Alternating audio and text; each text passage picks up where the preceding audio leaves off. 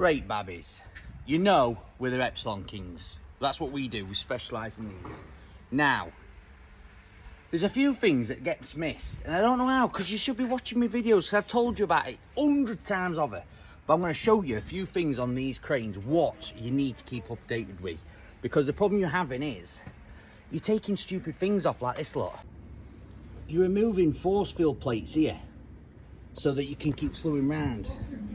Okay, now, this is why we love Palfinger Epsilon. This is the only grab crane that you want, right? Because they think of everything. They give you get out of jail things, look. Get out of jail solenoids, so you don't have to remove anything. You get stuck on site, they've thought about you. So they don't need to be removing stuff off these. So basically we've come to look at two grabs. Not this one, he's selling this one. We've looked at this one and another one, and they are banging. They have got to be two of the best cranes we've ever seen for the year and the ages of them. Banging. A couple of little defects that we're going to get sorted. We're actually taking the grab off this one because it's really good, and swapping it with a grab of that one because that grab is knackered. So that is the only downside we found. But yeah, we're coming to these too often. Coming to do Lola, it's got to be right. We don't let notes slide. But when we come to them, plates are missing and sensors are removed and things like that because, well, you're not being shown what to do. I'm showing you today what you need to start doing, okay? So, there's a reason why you have a slew stop. It's because you're stood there, you know, you're 6 foot in air. If you're a tall enough lad, you're 6 foot in air, that crane gets close to your head. I'm only showing you this video if you have any issues, it gets stuck, there's a fault with the crane. It's not to use every day, but what it is, it's been given you there for emergency use. So basically, we're looking at this valve here on the back. See that blue cap? So that blue cap is your head knock. So when you're working above your head and you want to lower it down, it comes to a stop. It stops you knocking on your head. The whole point of it. So keep it on. Don't piss about with it. Leave it as it is. But they do fail. Things play up, and that's linked with the sensors up the top, and those sensors can get stuck. So go check it out first. Check your sensors on the top of your knuckle. Are they stuck down? Spray them up, clean them up. Keep everything as clean as you can on these. If it springs back, it'll let you come down on top of your head because it's not actually that high, that low, sorry. But, and this is only for emergency uses only, please don't take them sensors off. They're there for a reason.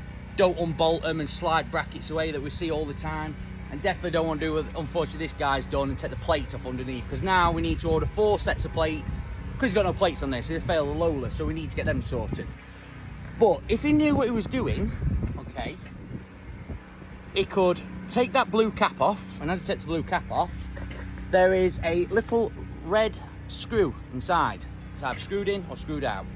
When it's screwed out, no in, when it's screwed in, it's working. So that'll come above his head, stop, here. We're talking the opposite side here, not talking about using it on top of your head. It's for the driver's side only. When you screw that nut out, it'll allow you to go up and down no matter what. So you don't need to disconnect anything up there. That, remember, is your head knock. That'll stop your head. It'll stop your head when it's working, it'll allow you look. So you don't mess around with it when you stood here. Emergency use only, okay? Now, Palfinger have also give you another facility to go slewing past this point. So the crane, naturally down the middle of the body, if it's low, too low, and comes around here, it'll knock you off this gantry and drop it on the floor. So this is for emergency uses only. If you come to slew off your body, it comes to a stop, and you don't want to do anything, you've got a fault. Now, you haven't always got the time, especially on motorways and utilities, to start fault finding and figure out what's gone wrong and why it's not slewing. Don't take them brackets, see holes there, look where they take the bracket off, look, don't take the bracket off, leave everything as is. So when it comes around for Lola, we can check it out and it's all there. They give you 2 valves. Now, where are they on this one? Opposite side, 1 second, my ducks. So, they give you 2 valves, one for left hand side, near side if you want to call it, offside, near side and offside. And what they give you is, you see those 2 there, look, hopefully it comes out on video. Can you see those 2 blue caps, look? You got near side and you got offside. Now they've got a seal on there, because we'll put the seals back on if they've been taken off. You'll take them blue caps off, and again, you've got the red little screw inside. Now, again, I think on that one, it's out. So to make them work, you need to screw them in, whichever way. Screwing them in will let you slew left and right, no matter where the crane height is. So you never do it this side with the side you stood on. It's for emergency uses only. But that'll allow you to slew left and right going over the cab. The only reason that Palfinger put them on is for emergency uses. So basically, if your sensors have failed, you come to go to a job and you can't slew, and you more than likely you want to be coming away from the job, you can't slew it back on, you can put them in. That's what they're for, only. So that's them done. So please don't take anything off, don't undo anything. You've got the facility been given to you to get yourself out of trouble for emergency uses only. Now, we're going to talk about the chain. So both of these trucks I've come to see, they are pristine. The guy, you can hear the jet wash going now. The guy washes them constant. But what he's not been doing is checking the chain tension for the extensions. And I'll explain to you what's going on one up here, I think it is. Because like I say, this one, it's been left to, well, its own devices for the time being because it's getting sold. So they're going to go through it. But I'm going to talk to you about the chain, okay? So, I'm going to show you the booms. So, this is your booms, okay? Now, inside there is your hoses that feed your bucket, spinner and grabber and spinner and all that. They're your 4 hoses. Now, those are made at 4625 long on an M125. 4625 long. See that chain there? That's what we call our inner chain, and that's really thick. So, sorry, it's really thick, but a bit slimmer to sit in that roller. That is your rear chain, and this is your front chain. A lot wider, but a bit thinner. Okay, so the 2 separate chains. Now, in this cage here, in this cover, you'll see a bolt that runs through with a little nut on it. Now, I can tell you right now, this chain is really slack and there's no tension left in it, unfortunately. So, we want to be tensioning them 2 chains up, and you do it by adjusting 1 bolt in that cage right there. Those hoses are made at 4625 long, because this will go out, in exaggeration, 4625. If that chain starts getting links worn down, so a mil there, a mil there, a mil there, a mil there, and a mil there, over 500 links, you've got 500 mil extra stretch. So the chain could potentially go 500 mil longer. What do you do on a bike? If your bike chain is slack like that, you'd easily replace it. But the cost of doing one of these is quite substantial. So people cut links out, they'll never tension the chain. Cutting links out, well, if you're doing that, you want to be coming off of these, because nobody should be advising to chop links out. And we've heard of companies advising people over the phone to take a couple of links out and put that back on. If a chain's worn that far, you put an extra strength on the old chain, it's just going to snap and these booms will just come flying out. And that's what will happen. So back to the measurements, 4625 long. The chain will go to 4625. When it's tensioned, you keep tensioning it back up to 4625, which means them hoses run at 4625 every day, in and out. If that chain's gone to 5 meters, them hoses have got to be pulled also to 5 meters, which means these stretch and they'll get a little tiny pinhole and they'll burst. So that is your first problem. These will start going. The second is the ram inside. Now the ram wants to go out like that, in and out. You don't want to bang and then go out and bang and come back in, because what it'll do is it'll rip the weld off the top of the ram. And you need a new ram inside, so we have to come out with a second-hand ram that we've had refurb, pull this one out, put that one in, and it's just a job you don't need to have done, when all you need to do is every 6 weeks minimum is take this cover off here, and you'll see the bolt sticking through with a little nut on. 36mm nut, tighten it up, and you draw your chain in. And the best way to do that is send your booms fully out, so they can't go no more. So fully out till they're fully gone, and suck them in just about 5 inch so. You'll see that chain drop, and that's where your slack is. Every chain that's tensioned up or not will always go out taut.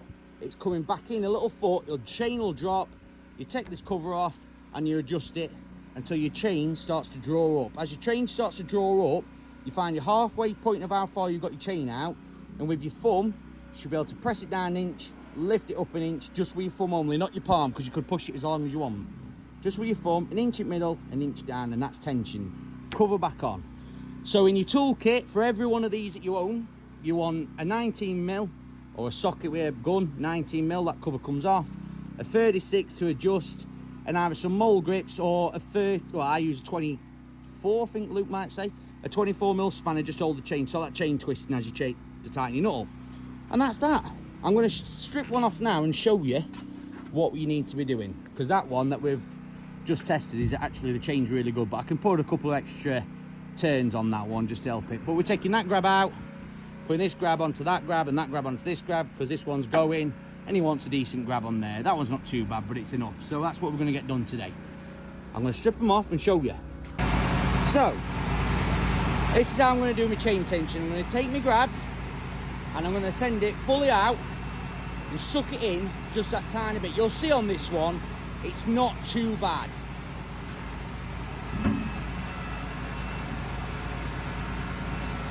So I'm taking it out as far as it'll go. You'll see that chain tension on the top, nice and taut, look.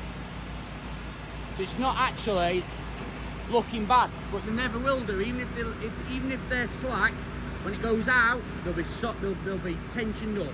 The second I suck it in a little bit, see it's slack there, look.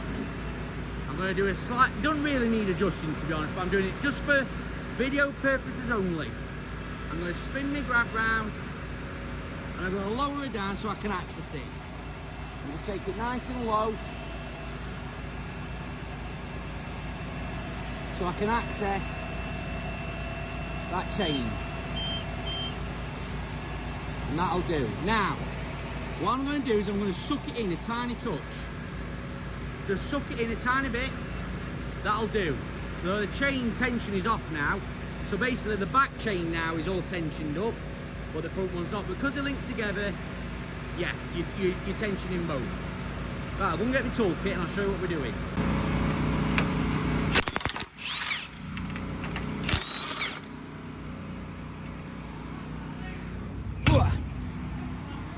And there we go. So there's my chain, all loose. But like I say, this isn't bad. That really, we won't say anything about that, but we're just going to put them a little bit on for this video. So there is your pin that will pull your chain in and out. There's your nut. And all it is a case of a spanner on here and tighten this big nut until that chain starts to draw up. See, it's spinning that lot. Then I'm going to do this one-handed. Let's have a go. Can I do it? I'm going to put that on there. I'm just going to hold it there, just for videos, because I can't do both. There we go, look. And now I'm just going to give it a couple of turns. Just draw that chain in. Once I feel like it's about there, what I want to be definitely doing is not letting that kink round. You want that flat. You also want the nut flat with this bar, flat at the hexagon, flat with that. So when you put your cover back on, that's not poking up. So we've now got that flat, that's flat with it. So that's all it needed. Take me 10 seconds to do that. And I find my halfway point. However far I've got it out, which in this case is fully out and sucked in a tiny bit, I find halfway.